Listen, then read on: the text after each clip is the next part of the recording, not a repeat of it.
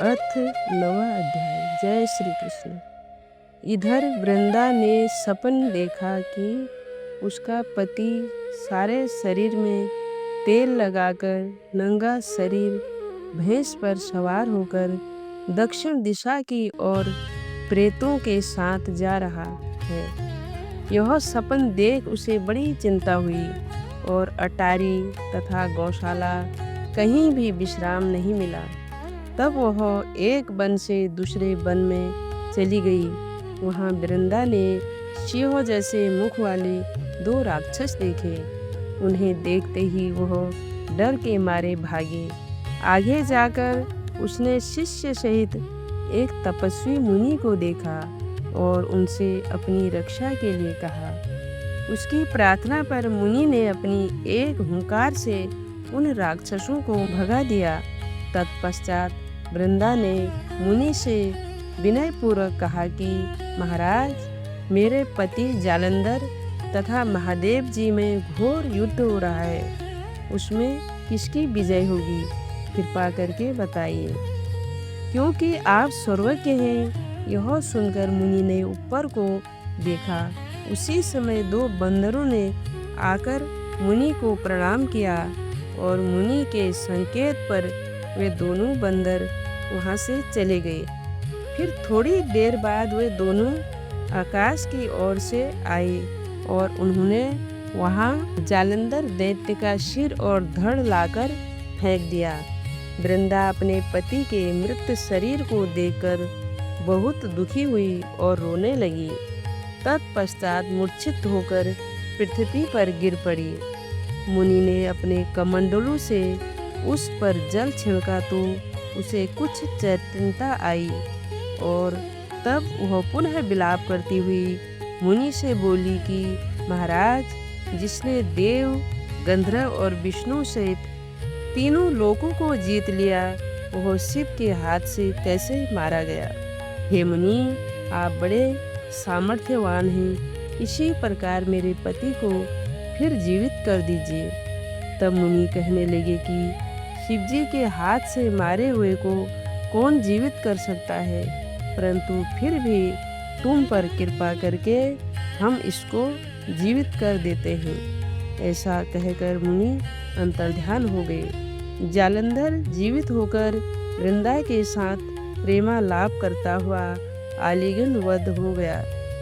वृंदा भी अपने पति के भेष में विष्णु के साथ उस वन में रमण करती रही, परंतु एक दिन मैथुन के पश्चात अपने पति के भेष में विष्णु को देखकर वह अत्यंत क्रोधित हुई और शाप देती हुई बोली कि तुमने मेरा पतिव्रत धर्म नष्ट कर दिया है, इसीलिए मैं तुमको श्राप देती हूँ। निश्चय ही वह कपट मुनि तुम ही थे और तुमने जो 2 राक्षस कपट के बनाए थे वो कालांतर में तुम्हारी स्त्री का हरण करेंगे और जो तुम्हारा शिष्य था वह बंदर रूप धारण कर तुम्हारी सहायता करेगा। फिर कहा कि तुम शिला पत्थर हो जाओ। नारद जी कहने लगे कि हे राजा पृथु, भगवान विष्णु ने देवताओं को तथा अपने भक्तों के कार्य के लिए पतिव्रता वृंदा का यद्यपि शील हरण कर लिया था, परंतु वे मन ही मन अत्यंत दुखी हुए और बोले, हे वृंदे, मैंने तुम्हारे शाप को ग्रहण किया, अतः मैं अवश्य शिला रूप हो जाऊंगा, परंतु तुम भी वृक्ष रूप होकर मुझको मिलोगी। उसी समय वृंदा अपने पति के चरणों का ध्यान करके विष्णु के मना करने पर भी अग्नि में प्रवेश कर गई और विष्णु वृंदा का स्मरण करके उसकी चिता की भस्म में लौटने लगे। नारद जी कहते हैं, हे राजा पृथु, उधर युद्ध में जालंधर दैत्य ने शिवजी को अति बलवान समझकर राक्षसी माया से पार्वती बनाई और उन्हें मारने लगा। उसकी इस माया को देखकर शिवजी नीचे को मुख करके बैठ गए।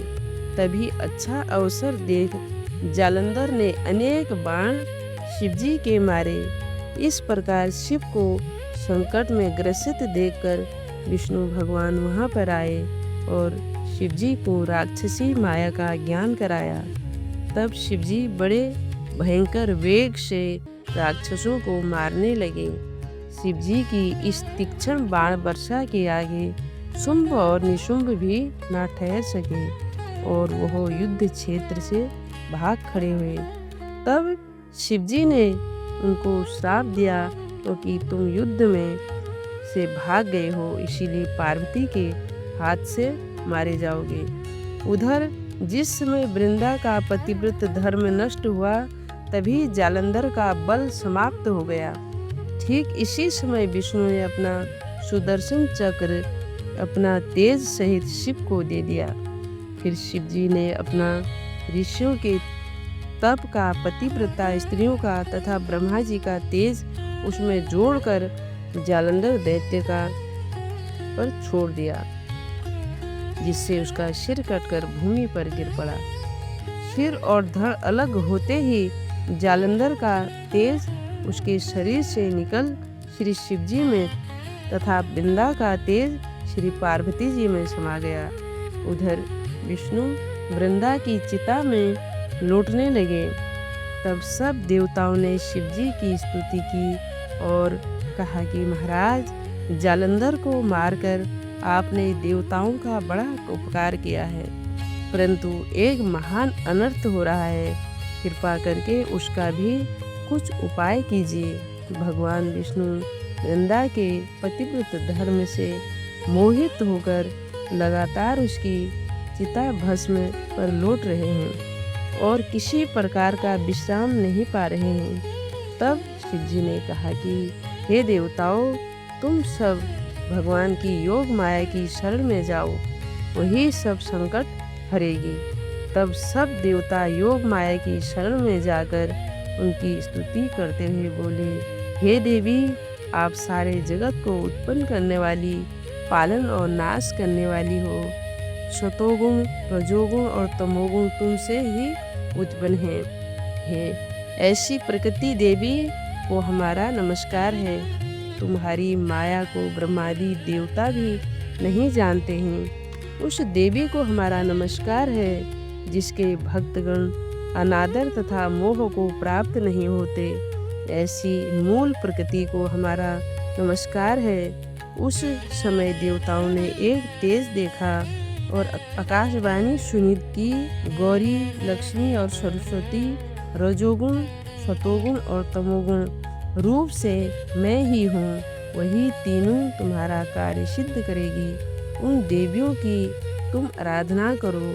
फिर उन तीनों देवियों ने प्रकट होकर 3 बीज दिए और कहा कि इन तीनों बीजों को जहाँ पर विष्णु है जाकर बो दो और अपना कार्य सिद्ध करो। देवताओं ने तीनों बीज ले जाकर जहाँ पर वृंदा की चिता पर भगवान विष्णु लौट रहे थे जाकर बो दिए। उन तीनों बीजों से 3 वृक्ष उत्पन्न हुए।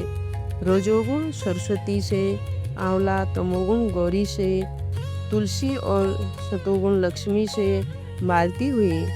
श्री लक्ष्मी जी ने अपना बीज ईर्ष्या युक्त होकर दिया था, इसीलिए मालती भगवान की पूजा में निंदित तथा आंवला और तुलसी भगवान को अति प्रिय हुई। इस प्रकार वृंदा ने वृक्ष रूप होकर भगवान शालिग्राम से संयोग किया।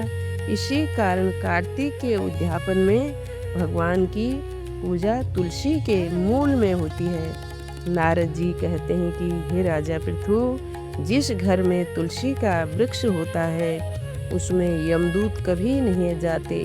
इसीलिए जो तुलसी का वृक्ष घर में लगाते हैं वे यमपुरी नहीं देखते।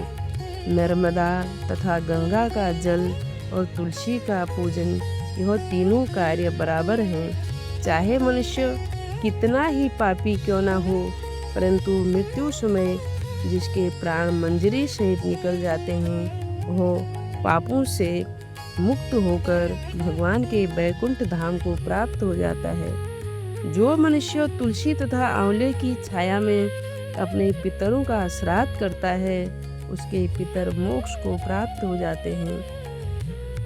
जो मनुष्य आंवला का फल तथा मंजरी युक्त तुलसी दल मुख में रखता है और साक्षात विष्णु के समान है। जो मनुष्य कार्तिक मास में आंवले की छाया में भोजन करता है तथा रुद्राक्ष की माला धारण करता है, उसके धर्म, अर्थ, काम और मोक्ष सब कार्य सिद्ध हो जाते हैं। नारद जी कहते हैं कि हे राजा पृथु, तुलसी और आंवले का महात्म्य वर्मा जी भी करने में असमर्थ हैं। जो कोई इस कथा को पढ़ता है अथवा सुनता है, वह भी मोक्ष को प्राप्त हो जाता है। श्री कृष्ण गोविंद हरे मुरारे, हे नाथ नारायण वासुदेव।